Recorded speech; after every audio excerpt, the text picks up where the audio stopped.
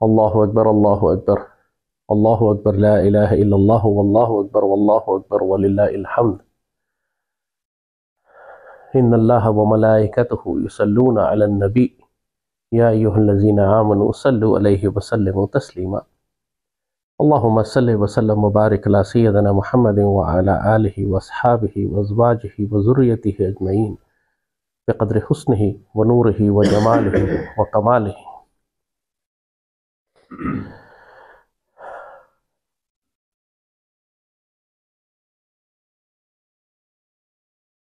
ایک مسلمان کو جو اللہ تعالیٰ نے سب سے خوبصورت تحفہ دیا ہے وہ اس کی دعا ہے۔ وہ دعا جو وہ کرتا ہے اور وہ دعا جو وہ کماتا ہے۔ دعا دو طرح کی ہوتی ہے، یہ یاد رکھو بہت اچھی طرح۔ ایک دعا وہ ہوتی ہے جو آپ کرتے ہو اور دوسری دعا وہ ہوتی ہے جو آپ کماتے ہو۔ دعا تو سب کرتے ہیں، دعا کمانا کیا ہے؟ جب آپ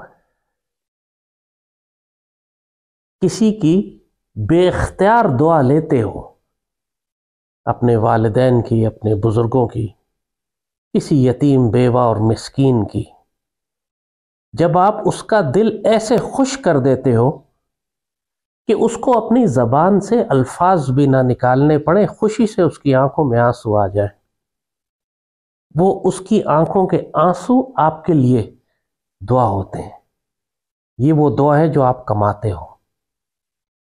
یہ وہ خوشی جو آپ نے کسی پیارے کو دی، کسی مسکین کو دی، کسی یتیم کو دی، کسی بیوہ کو دی، اپنے والدین اور بزرگوں کو دی، جب آپ نے اللہ کی مخلوق کی خدمت کی، جب آپ نے کسی کی ضرورت پوری کی، جب آپ نے کسی محتاج سے اس کی تنگی دور کی، جب آپ نے کسی بیوہ کی بیٹی کی شادی کروائی، جب آپ نے کسی یتیم کا علاج کروایا، جب آپ نے کسی مسکین کو کھانا کھلایا،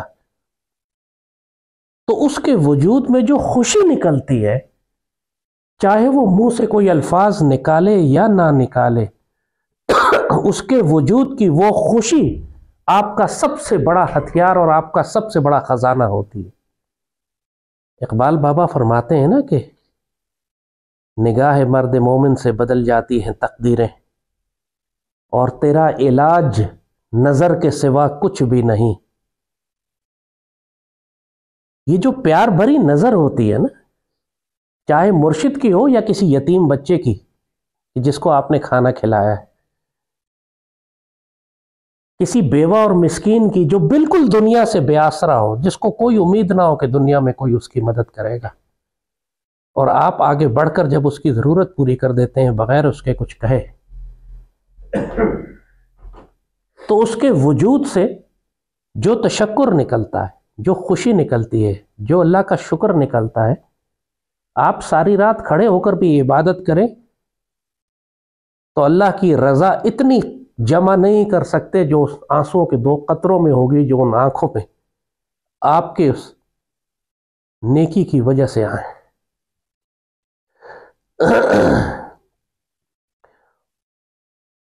اور جہاں تک دعا کا تعلق ہے، وہ تو سیدی رسول اللہ نے حکم فرمایا ہے کہ اللہ سے دعا کیا کرو۔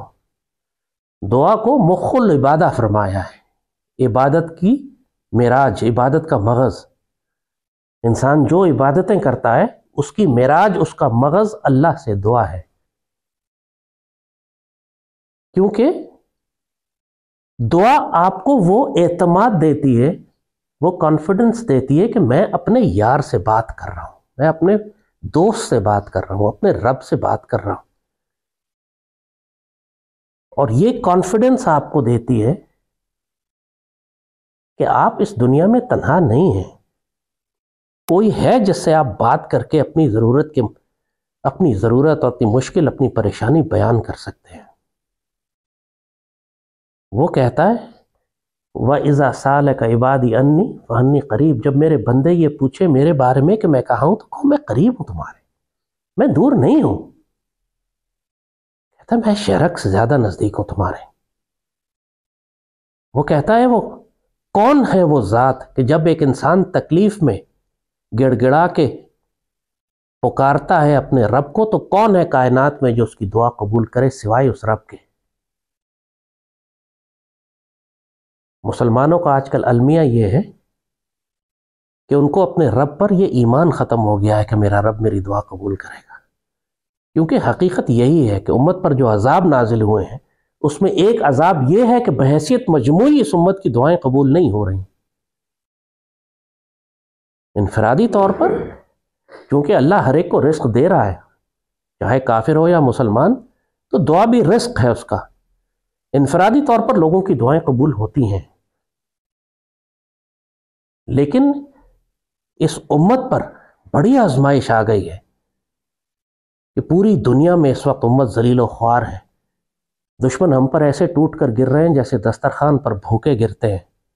حب الدنیا و کراہیت الموت میں یہ امت ایسی لپٹی ہوئی ہے کہ اس میں عزت غیرت کے جنازے نکل گئے. نظر آثاری لاکھوں لوگ حج اور عمرہ کرتے ہیں، لیکن مسلمانوں پر وہی خواری اور ذلت اور دشمن مسلط ہے. پوری دنیا میں کوئی جگہ نہیں جہاں پہ اللہ کا دین و شریعت نافذ ہو. اجتماعی طور پر تو قوم عذاب میں ہے، لیکن اللہ انفرادی دعائیں سنتا ہے. یہ وہ رزق ہے جو اس نے بند نہیں کیا. اور جس طرح کہا کہ دعا دو طرح کی ہوتی ہے، ایک آپ خود دعا کرتے ہو، دوسری دعا کماتے ہو. اسی طرح جو دعا آپ خود کرتے ہو یہ بھی دو طرح کی ہے. ایک وہ دعا ہے جو آپ اپنے لیے کرتے ہو، اور ایک وہ دعا ہے جو آپ سیدی رسول اللہ کے لیے اور ان کی امت کے لیے کرتے ہو. دعا کرنے کے بھی درجات ہیں. ایک مرتبہ ایک صحابی نے سیدی رسول اللہ سے پوچھا، یا سیدی میں جب دعا کرتا ہوں تو میں 25% دعا اپنے لیے آپ کے لیے کرتا ہوں اور 75% دعا اپنے لیے کرتا ہوں، کیا یہ مناسب ہے؟ سیدی نے فرمایا مناسب ہے، لیکن اگر زیادہ کرو تو بہتر ہے. ان صحابی نے کہا سیدی اگر میں آدھی دعا آپ کے لیے کروں اور آدھی دعا اپنے لیے کروں؟ سیدی نے فرمایا یہ مناسب ہے، لیکن اگر زیادہ کرو تو بہتر ہے. فرمایا سیدی اگر میں 75% دعا آپ کے لیے کروں اور 25% اپنے لیے کروں؟ سیدی نے فرمایا یہ مناسب ہے، لیکن اگر زیادہ کرو تو بہتر ہے. صحابی نے کہا سیدی آج کے بعد میں 100% دعا صرف آپ کے لیے کروں گا، اپنے لیے کچھ نہیں مانگوں گا. تو سیدی نے فرمایا پھر اللہ تم کو وہ کچھ عطا کرے گا جو دعا مانگنے والے کو نہیں ملتا. سیدی کے لیے دعا کرنے کا کیا مطلب ہے؟ درود شریف پڑھنا. جب آپ درود شریف پڑھتے ہیں اللہم صلی وسلم مبارک علی سیدنا محمد وعلی آلہ وصحبہ وسلم، تو آپ سیدی کے لیے دعا کر رہے ہیں. تو بزرگوں نے اسی لیے فرمایا کہ ہر وقت درود شریف پڑھنے والے کی ضروریات اللہ ایسے پورا کرتا ہے جہاں سے اس کو گمان بھی نہیں ہوتا.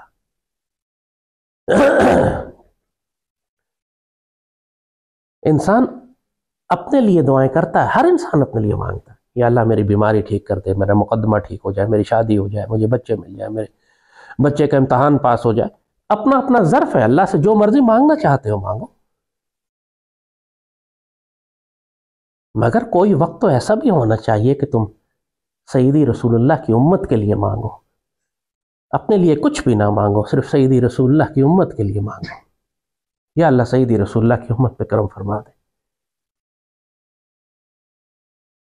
یا اللہ سیدی رسول اللہ کی امت کو رسوائی سے بچا، یا اللہ سیدی رسول اللہ کی امت کے محافظ پیدا فرما. لوگ جب خوبصورت مقامات پہ جاتے ہیں اپنا اپنا ظرف ہے نا، اپنا اپنا ظرف ہے. خانہ کعبہ اور ملتزم کے دروازے پہ کھڑے ہو کے اور خانہ کعبہ کے پردے کو پکڑ کر بعض لوگ یہ دعا مانگتے ہیں کہ یا اللہ میرے گھٹنے کا درد ٹھیک ہو جائے، اور بعض لوگ یہ دعا مانگتے ہیں کہ یا اللہ سیدی رسول اللہ کی امت پر کرم و فضل فرما دے، یا اللہ سیدی رسول اللہ کے پاکستان کی، سیدی رسول اللہ کے ترکیہ کی، سیدی رسول اللہ کی امت کی حفاظت فرما، اور ہمیں اس جماعت میں شامل فرما جو سیدی رسول اللہ کے دین کے آبرو کی محافظ ہے. ہمیں اس جماعت میں شامل فرما جس کی سعادت غزوہ ہند کے نصیب، جس کے نصیب میں غزوہ ہند، ہمیں اس جماعت میں شامل فرما جو بیت المقدس شریف کی فتح اور آزادی میں شامل ہو، ہمیں اس جماعت میں شامل فرما جو خلافت اللہ منہاج النبوہ قائم کرے، ہمیں اس جماعت میں شامل فرما جس کو سعادت کی زندگی اور شہادت کی موت نصیب ہو۔ یہ بھی تو دعائیں ہیں نا، یہ دعا بھی ہے کہ میرے گھٹنے کا درد ٹھیک ہو جائے، میرے بچے کا امتحان پاس ہو جائے۔ حقیقت یہ ہے کہ کیا یہ ممکن ہے؟ خود سوچو کہ جو دعا کا وقت اللہ نے تمہیں دیا ہے، اگر تم سیدی رسول اللہ اور ان کی امت کے لیے دعا کرو تو اللہ تمہیں محروم چھوڑ دے؟ کیا یہ ممکن ہے؟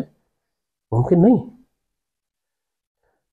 حقیقت یہ ہے کہ جو ہم کو ہمارے بزرگوں کو، ہم نے بزرگوں سے جو دیکھا اور سنا ہے، اللہ کے بندے ہم نے دیکھے ہیں ایسے جن کی ساری زندگی صرف سیدی رسول اللہ اور ان کی امت کے لیے دعا کرتے گزرتی، اپنے لیے کچھ بھی نہیں مانگتے۔ جب ان کو کوئی مشکل اور پریشانی ہوتی ہے تو رب کی طرف صرف نگاہ اٹھا کے کہتے ہیں مالک تو سب جانتا ہے، پردے رکھ لینا، مالک تو سب جانتا ہے، لاج رکھ لینا ہماری۔ وہ اتنا غیرت والا ہے، وہ اتنا غیرت والا ہے، کبھی اپنے ایسے بندے کو رسوا نہیں کرتا جو رب سے صرف یہ کہتا ہے کہ رب میری لاج رکھ لینا، میرے پردے رکھ لینا، میری عزت رکھ لینا۔ اب کائنات کا کوئی بھی مسئلہ تمہارا ہے، تمہارا رب تمہاری لاج رکھے گا، تمہیں وہ لمبی لسٹ دینے کی ضرورت نہیں ہے، اس کو دینا چاہتے ہو ضرور دو۔ ہم ہر ایک کو لیکچر تو نہیں دے سکتے، رب سے پیار کرنے کا بھی ہر ایک کا الگ الگ انداز ہے۔ کوئی یہ سمجھتا ہے کہ رب صرف عذاب دینے کے لیے بیٹھا ہے، لہذا وہ صرف خوف کھاتا ہے۔ کوئی یہ سمجھتا ہے کہ وہ میرا دوست ہے، اللہ ولی الذین آمنوا، میرا یار ہے، میرا رازدار ہے، وہ اس سے اسی طرح رشتہ اور معاملہ کرتا ہے جیسے پیار کرنے والے رازدار دوستوں کے ساتھ ہوتا ہے۔ کوئی اس سے اس طرح عشق کرتا ہے جنون میں، جیسے سیدنا موسیٰ کی امت کا وہ شخص تھا، کہتا رب تو میرے سامنے آ تو میں تیری کنگھی کرا، تو میں تجھے کھانا کھلاؤں، میں تجھے تیرے پاؤں دباؤں، میں تیرے ہاتھ دباؤں، میں تیرے سر میں۔ وہ بھی ایک انداز ہے رب سے بات کرنے کا، اور وہ بھی ایک رب سے بات کرنے کا انداز ہے جو سیدنا بلال کی قبر کے اوپر سیدنا علی نے لکھ کے بھیجا تھا کہ میں ایک ایسے لمبے سفر پر جا رہا ہوں لیکن میرے پاس کوئی زاد راہ نہیں ہے، لیکن میں ایک ایسے کریم میزبان کے پاس جا رہا ہوں کہ جس کے پاس زاد راہ لے کر جانا بھی بے ادبی ہے۔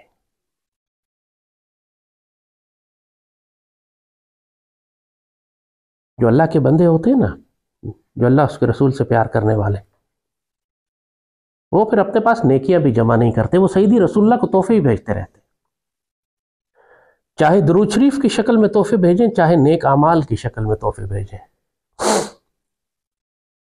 جس طرح میں حج پہ تھا تو بہت سے لوگ تھے ساتھ، تو ایک صاحب نے دوسرے سے کہا کہ میرے لیے دعا کرنا، تو دوسرے نے آگے سے مذاق میں ان سے کہا کہ آپ اپنے حج کا ثواب مجھے دے دیں، میں آپ کے لیے دعا کروں گا۔ تو دوسرا فوراً مکر گیا، یہ کیا ظلم اور زیادتی، تم میرے حج کا ثواب لینا چاہتے ہو؟ حج تو میں نے اپنے لیے کیا ہے۔ یہ بھی ایک انداز ہے، اور ایک انداز یہ ہے کہ اللہ کے بندے دنیا کی جو نیکی کماتے ہیں، رات سونے سے پہلے اس کا تحفہ بنا کر سیدی رسول اللہ کو پیش کر دیتے ہیں، مالک میری طرف سے، میرے والدین کی طرف سے، میں سیدی رسول اللہ کی امت کی طرف سے یہ سیدی رسول اللہ کو تحفے میں دے دینا۔ میری ساری نیکیاں، میری ساری دعائیں، میرے سارے نیک اعمال سیدی رسول اللہ کی خدمت میں تحفہ ہیں، اور میرے جو گناہ ہیں وہ اپنے فضل اور کرم سے سنبھال لینا، میرے پردے رکھ لینا، میری لاج رکھ لینا۔ کہ جو شخص اپنی ساری زندگی کی نیکیاں، اپنے نیک اعمال سیدی رسول اللہ کو تحفہ دے دے، جو اپنی دعا کا وقت 100% سیدی رسول اللہ کے حوالے کر دے، ان کے لیے وقف کر دے، کیا اللہ اس کو تنہا چھوڑ دے گا؟ اور جو یہ سمجھتا ہے کہ اللہ اس کو تنہا چھوڑ دے گا، وہ پھر اپنے رب کو جانتا ہی نہیں ہے، وہ اپنے رب کو جانتا ہی نہیں ہے۔ وہ اتنا غیرت والا، اتنا لاج رکھنے والا، اتنا مان کرنے والا، اتنا پیار کرنے والا رب ہے کہ ایسے بندے سے پھر وہ پوچھتا ہے بتا تیری رضا کیا ہے۔ اور وہ بندہ جو آگے ہوتا ہے نا، وہ بھی چونکہ اسی رب کا بندہ ہوتا ہے، وہ بھی پھر رب سے کہتا ہے رب آپ جانتے ہیں کیا ضروری ہے کہ میں الفاظ نکالوں؟ کیا آپ جانتے نہیں کہ میری ضرورت کیا ہے؟ کیا آپ جانتے نہیں کہ میری لاج کیسے رکھی جائے گی؟ کیا آپ جانتے نہیں کہ میرا پردہ کیسے رکھا جائے گا؟ کیا آپ جانتے نہیں کہ دشمن مجھے کہاں تنگ کر رہے ہیں؟ کیا آپ جانتے نہیں کہ مجھے کس طرح نقصان ہو رہا ہے؟ کیا آپ جانتے نہیں کہ میں تنہا ہوں اس دنیا میں؟ تو رب کہتے ہیں ہاں میں جانتا ہوں، پھر کریں، سنبھالیں۔ ابراہیم علیہ السلام کو جب آگ میں پھینکا جا رہا تھا نا، تو اس وقت جبریل آئے تھے پوچھنے کے لیے ابراہیم علیہ السلام سے، آئیے حاجہ، کوئی ضرورت؟ تو انہوں نے کہا اگر آپ سے ہے تو نہیں ہے۔ انہوں نے کہا اللہ سے؟ اللہ کو پتا ہے، وہاں بھی نہیں بول کے دیا کہ اگر میرا دوست مجھے آگ میں ڈال رہا ہے تو ڈال رہا ہے، اس کو پتا ہے نا کہ آگ میں ڈال رہا ہے، میں چیخے کیوں ماروں؟ اس نے بچانا ہوگا بچا لے گا مجھے، کیونکہ میں نے جو کیا اس کے حکم پر کیا، اس کی ڈیوٹی پر کیا، جو مجھے اس نے حکم دیا وہ میں نے کیا، جو کانسیکوینسز ہیں، جو سزا ہے اس کے مقابلے، جو مشکل دنیا کی پریشانیاں میرے اوپر آ رہی ہیں، میرا مالک ان کو جانتا ہے۔ ہاں یس، ہمیں آداب سکھانے کے لیے، کیونکہ دنیا میں ہر انسان ایک مقام کا نہیں ہے، ہر انسان مقربین کے درجے پر نہیں ہے، ہر انسان انبیاء صدیقین شہداء اور صالحین کے ساتھ نہیں ہے۔ اسی لیے قرآن میں ایمان کے بھی درجے ہیں نا، مسلمان ہے، مومن ہے، متقی ہے، محسن ہے، صالح ہے، شہید ہے، صدیق ہے، انبیاء ہے، سیدی رسول اللہ، یہ سارے درجات ہیں۔ تو ہم سب کی تربیت کے لیے اللہ نے قرآن میں دعائیں لکھی ہیں، نبیوں کے ذریعے دعائیں سکھائی ہیں۔ اس سے زیادہ خوبصورت دعا ممکن ہی نہیں ہے کہ جو نبیوں نے کی اور قرآن میں لکھی ہو۔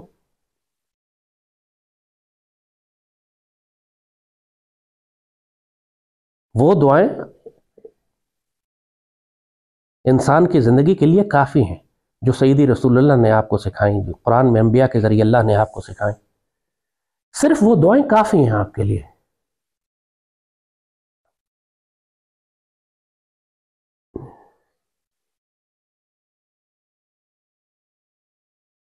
اور جو سب سے اہم بات جو کہی کہ خود سیدی رسول اللہ نے صحابہ کرام سے فرمایا کہ میرے لیے دعا کیا کرو۔ آپ فرمائے سیدی آپ کو کس دعا کی ضرورت؟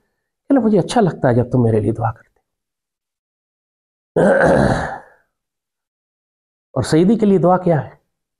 اس سے خوبصورت دعا اور کیا ہے سیدی کے لیے کہ تم درود شریف پڑھو کثرت سے، اللہم صلی وسلم وبارک علی سیدنا محمد وعلی آلہ۔ یا اللہ میرے سیدی پر رحمت، برکت، فضل و کرم اور عافیت خیر فرمانا، ہمیشہ درجات کی بلندیاں کرنا۔ سیدی کا جو مقام ہے وہ مقام ہے، تمہارے کہنے سے کیا فرق پڑ جائے گا، لیکن تم نوازے جاؤ گے اس میں۔ اور تم جب درود شریف پڑھتے ہو سیدی پر تو حقیقت میں تم اپنے اوپر درود شریف پڑھ رہے ہوتے ہو، اللہ اور اس کے فرشتے پھر تم پر درود پڑھتے ہیں۔ قرآن کی آیت ہے، هو الذی یصلی علیکم وملائکتہ، وہ ذات جو اور اس کے وہ درود پڑھتا ہے تمہارے اوپر، وہ ذات درود پڑھتی ہے تمہارے اوپر اور اس کے ملائکہ، یہ اس پر اللہ اس پر درود پڑھتا ہے جو سیدی رسول اللہ پر، اس کے آگے کی آیتیں ہیں، ان اللہ وملائکتہ یصلون علی النبی، اس سے پہلے قرآن میں یہ آیتیں ہیں، هو الذی یصلی علیکم وملائکتہ، دونوں میں صلی کا لفظ استعمال ہوا، دونوں میں درود کا لفظ استعمال ہوا۔ وہاں پہ آپ کو حکم دیا جا رہا ہے سیدی رسول اللہ پہ درود پڑھو، وہاں کہا ہے، اور پھر ساتھ اللہ فرما رہا ہے کہ جو سیدی رسول اللہ پہ درود پڑھتا ہے اللہ اس پر اس کے فرشتے درود پڑھتے ہیں۔ آپ جب درود شریف پڑھتے ہو، اللہم صلی وسلم وبارک علی سیدنا محمد وعلی آلہ، سیدی کی سیدی پر، سیدی کے آل پر، اہل بیت پہ، سادات پہ، واصحابہ، اصحاب کرام پہ، وازواجہ، امہات المومنین پہ، وذریتہ، سیدی کی تمام امت پر، جس میں تم خود شامل ہو، جس میں تم خود شامل ہو۔ حقیقت میں اگر درود شریف کا مفہوم سمجھو تو درود شریف آپ اپنے ہی اوپر دعا کر رہے ہوتے ہیں، اپنے لیے دعا کر رہے ہوتے ہیں، اور وہ دعا کر رہے ہوتے ہیں جو آپ سیدی رسول اللہ کے ساتھ وابستہ ہیں۔ جس دعا میں آپ نے سیدی رسول اللہ کے لیے دعا کی، سیدی کی آل کے لیے دعا کی، امہات المومنین کے لیے دعا کی، صحابہ کرام کے لیے دعا کی، اسی دعا میں آپ نے اپنے آپ کو شامل کر لیا۔ اس سے زیادہ خوبصورت دعا کوئی ممکن ہے؟ اس کے بعد کون سی دعا رہ جاتی ہے کرنے کی؟ اور اگر دنیا کی ہزار ضرورتیں ہوتی ہیں، ظاہر ہے ہمیں بھی ضرورتیں پڑتی ہیں معاملات، لیکن اپنا ذاتی تجربہ تمہیں بتاتے ہیں کہ جس چیز سے ہمیں سب سے زیادہ فائدہ پہنچا ہے، ایک کہ جو دعا کا وقت اللہ نے تمہیں دیا ہے وہ سیدی رسول اللہ اور ان کی امت کے لیے دعا کرو۔ اللہ کبھی ایسے فرد کو ضائع نہیں کرتا مجھے بتاؤ جو اپنا مال، اپنی جان، اپنا وقت، اپنی دعا، سب کچھ سیدی رسول اللہ اور ان کی امت کے لیے خرچ کر دے کہ اللہ اس کو تنہا چھوڑ کے ضائع کر دے گا؟ کیسے ممکن ہے؟ کیسے ممکن ہے؟ لوگوں کو اللہ پہ اعتبار نہیں ہوتا، شک کرتے ہیں۔ اور دوسری بات، دعا کماؤ۔ جو دعا ایک آنسوؤں کی شکل میں تمہارے لیے کوئی اور مانگتا ہے، وہ دعا کبھی رد نہیں ہوگی، وہ کبھی رد نہیں ہوگی۔ اتنی خدمت کرو ماں باپ کی کہ وہ منہ سے الفاظ نکالیں یا نہ نکالیں، ان کو ضرورت نہ پڑے الفاظ نکالنے کی، لیکن ان کا دل اتنا خوش ہو جائے کہ صرف ان کا دل خوش ہو جانا تمہاری 7 نسلوں کو دعا دے جائے گا۔ کسی مسکین، یتیم اور بیوہ اور بھوکے کو صرف اللہ کے لیے بغیر تماشا بنائے، بغیر سیلفی بنائے، بغیر اشتہار لگائے، بغیر تصویر کھینچے، بغیر دنیا کے آگے ان کو ذلیل کیے، رازداری کے ساتھ ان کی ایسے مدد کر دو جہاں سے ان کو گمان بھی نہ ہو کہ دنیا میں کوئی مدد کرے گا، اور وہ جو ان کا دل خوش ہوگا، تم 7 نسلیں عبادت کرتے رہو، تمہیں وہ فضل اور کرم اور برکت اور رحمت اور خیر نصیب نہیں ہوگی جو ان آنکھوں میں 2 آنسو کے قطرے جو ہیں وہ تمہیں عطا کر جائیں گے۔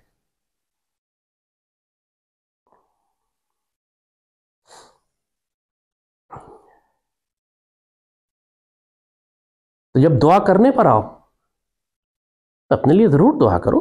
انبیاء نے، سیدی رسول اللہ نے بھی دعائیں سکھائی ہیں، ہر زندگی کے ہر موڑ پر، ہر موقع کی دعا ہے، ضرور کرو دعا، یہ مسلمانوں کو سنت بھی ہے اور طریقہ بھی ہے ہمارا۔ مگر جب تمہارا خاص وقت ہو، جب تم اپنے اللہ کے ساتھ تنہا ہو، تو یہ وہ وقت ہوتا ہے جب سیدی رسول اللہ کے لیے اور سیدی کی امت کے لیے دعا کرو۔ سیدی کی امت کا خیال ہر وقت تمہارے وجود میں رہنا چاہیے۔ میں لوگوں کو آج سنتا ہوں، وجود کے رونگٹے کھڑے ہو جاتے ہیں، کہتے ہیں کہ کیا ہم نے مسلمانوں کا ٹھیکہ لیا ہوا ہے؟ ہمیں کیا پڑی ہے ہندوستان کے مسلمانوں کی اور فلسطین کے مسلمانوں کی؟ ہمیں اپنی پڑی ہوئی ہے، پہلے اپنی معیشت ٹھیک کر لے، پھر دوسروں کی فکر کریں گے۔ واللہ ایسی بات کرنے والا ایمان سے باہر خارج ہوتا، ایسی بات کرنے والا اپنے اوپر جہنم کے عذاب کے دروازے کھول رہا ہوتا ہے۔ سیدی رسول اللہ کی امت ہماری ذمہ داری ہے۔ سیدی نے فرمایا کہ میری امت ایک جسم کی مانند ہے، ایک حصے کو تکلیف ہو، دوسرے حصے کو تکلیف محسوس ہونی چاہیے، اور اگر نہیں ہو رہی اس کا مطلب ہے تم امت کا حصہ نہیں ہو، تم ہم میں سے نہیں۔ بات تم نے سنا ہے، بار بار سیدی رسول اللہ نے احادیث شریف میں فرمایا، جس نے دھوکہ دیا مسلمان کو وہ ہم میں سے نہیں، جس نے قتل کیا مسلمان کو وہ ہم میں سے نہیں، ہم میں سے نہیں، امت سے نکال دیا باہر۔ یہ کیسے کوئی مسلمان کر سکتا ہے کہ سیدی کی امت تکلیف میں وہ کہے کہ ہمیں کیا پڑی ہے، ان کا ٹھیکہ اٹھایا ہم نے؟ یہ جنہوں نے ہلاک ہونا ہوتا ہے یہ ان کے الفاظ ہیں، کبھی ایسا نہ کرنا۔ سیدی رسول اللہ کی امت تمہاری ذمہ داری ہے، جب تک تمہاری سانس چل رہی ہے۔ اگر کچھ نہیں کر سکتے تو دعا تو کر سکتے ہو نا، دعا سے تو کوئی نہیں روکتا تمہیں، کوئی روک سکتا نہیں تمہیں۔ دعا بھی کرو اور اللہ کے اور اس کے رسول اور پاکستان کے دشمنوں پر بد دعا بھی کرو۔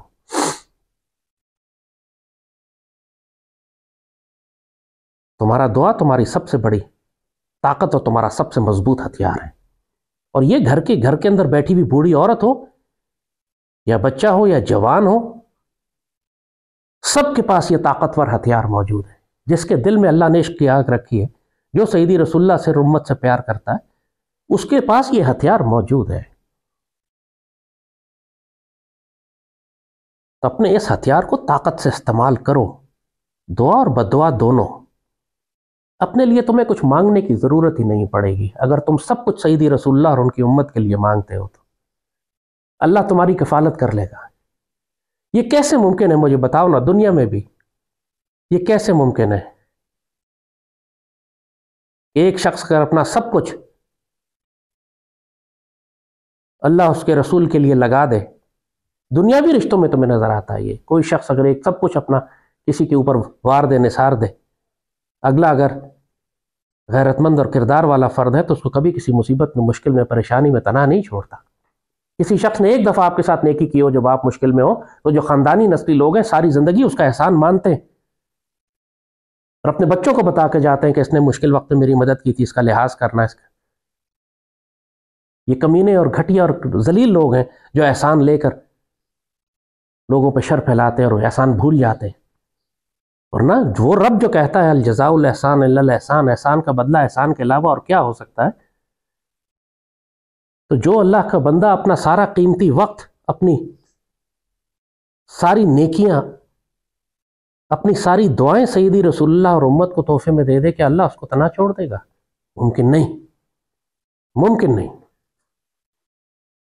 اور جب تمہاری کوئی ضرورت پڑے تو مالک کی طرف صرف پیار سے یہ کہنا، مالک میرے پردے رکھ لینا، میری لاج رکھ لینا، میں کمزور ہوں لیکن آپ سے یاری ہے۔ جب کسی کا دوست تگڑا ہوتا ہے نا تو بندہ خود بخود ہی شیر ہو جاتا ہے۔ اتنا اعتماد تو رکھو کہ تم سیدی رسول اللہ کی امت میں سے اور اللہ سے تمہاری دوستی ہے، تو میرا رب کبھی مجھے تنہا نہیں چھوڑے گا، اور وہی میری دعائیں سننے والا، اور وہ شہرک سے زیادہ نزدیک ہے، اور وہی اپنے بندوں کی دعائیں قبول کرنے والا ہے۔ اللہ بھی دیکھتا ہے پھر کہ دعا کرنے والے کا لیول کیا ہے، کیا وہ اپنے وہی بات جو کہی کہ کیا وہ اپنے دانت کا درد اور گھٹنے کا درد ٹھیک کرواتا رہتا ہے ہر وقت، یا وہ سیدی رسول اللہ کی امت کے لیے دعا مانگتا ہے۔ ہر ایک کا نصیب، وہ جو طلب کرتا ہے اس کے مطابق پھر اللہ اس پر احسان فرماتا ہے، دانت کا درد بھی ٹھیک کر دے گا، لیکن جو سیدی رسول اللہ کی امت کے لیے دعا کرتا ہے وہ پھر انبیاء، صدیقین، شہداء اور صالحین میں سے ہوگا۔ یہ تمہارا نصیب ہے، کہاں تک جانا چاہتے ہو۔ اور دوسری بات کہی کہ دعائیں کماؤ، جس طرح دعا کمائی جاتی ہے اسی طرح بد دعا سے بھی ڈرو۔ بد دعا بھی اسی طرح لگتی ہے جیسے دعا لگتی ہے۔ بد دعا دعا ہی ہوتی ہے، لیکن ایک دکھی دل کی بد دعا، اس کے اور اللہ کے عرش کے درمیان کوئی پردہ نہیں ہوتا۔ جب تم کسی انسان پر ظلم کرتے ہو، اس کا دل دکھاتے ہو، اس کو تکلیف دیتے ہو، تو پھر اس کے دل سے جو آہ نکلتی ہے، چاہے وہ منہ سے کوئی الفاظ نکالے یا نہ نکالے، اس کے دل کی آہ میں اور اللہ کے عرش میں کوئی پردہ نہیں رہتا۔ بڑے بڑے طاقتور بادشاہ ہلاک ہو گئے مسکینوں کی بد دعا کی وجہ سے، چڑیا اور جانوروں کی بد دعا کی وجہ سے۔ سیدی رسول اللہ نے حدیث شریف میں واقعہ سنایا ہے کہ ایک عورت نے بلی کو باندھ کے رکھ دیا، نہ اس بلی کو کھانا کھلایا، نہ کھلا چھوڑا کہ وہ خود کھانا تلاش کر لے، اور وہ بلی بھوکی پیاسی تڑپ تڑپ کے مر گئی۔ اس وجہ سے، اس بلی کی بد دعا سے وہ عورت جہنمی ہو گئی۔ جانوروں کی بد دعا لگتی ہے۔ کبھی بھی اتنے کیجول ہو کے، غیر محتاط ہو کر زندگی نہ گزارو کہ تمہیں پتہ ہی نہ لگے اور اللہ کی مخلوق تمہیں بد دعائیں دے رہی ہو۔ ان جانوروں کی دعائیں بھی لگتی ہیں اور بد دعائیں بھی لگتی ہیں۔ جب جانوروں کی لگتی ہیں تو انسان جو اشرف المخلوقات ہے اس کے ساتھ کیا معاملہ ہوگا۔ یہ زندگی کیجول گزارنے کی نہیں ہے کہ تم تکبر سے گزرتے چلے جاؤ اور تمہیں پرواہ نہ ہو کہ آس پاس تم نے کتنی تباہی مچا دی، کس کے دل توڑے، کس کو تکلیف پہنچائی، کس کو دکھ دیا، کس کا مال لوٹا، کس کی زمین پر قبضہ کیا، کس پر جھوٹا مقدمہ بنایا، کسی کی عزت تار تار کی، اور تکبر سے چلتے ہی چلے جاؤ اور تمہیں پتہ ہی نہ چلے کہ تم کتنے ظلم کرتے ہوئے جا رہے ہو۔ کیونکہ وہ سب جن کے تم دل توڑتے ہو، جن پر تم ظلم کرتے ہو، وہ منہ سے الفاظ نکالیں یا نہ نکالیں، دنیا میں وہ تم پر اختیار رکھتے ہو یا نہ رکھتے ہو، رب تک ان کی آواز جاتی ہے۔